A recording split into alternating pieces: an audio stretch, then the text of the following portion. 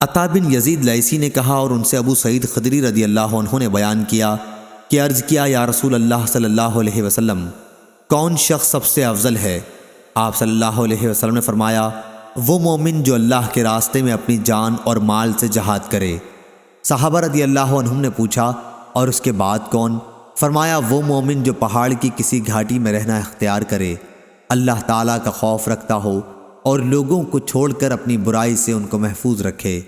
صحیح بخاری حدیث نمبر 2786۔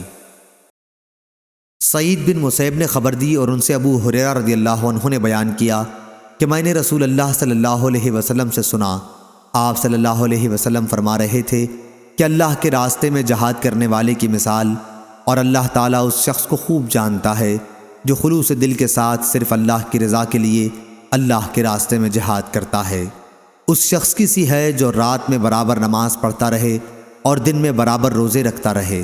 اور اللہ تعالیٰ نے اپنے راستے میں جہاد کرنے والے کے لیے اس کی ذمہ داری لے لی ہے کہ اگر اسے شہادت دے گا تو اسے بے حساب و کتاب جنت میں داخل کرے گا، یا پھر زندہ و سلامت گھر، ثواب اور مال غنیمت کے ساتھ واپس کرے گا۔ صحیح بخاری حدیث نمبر 2787۔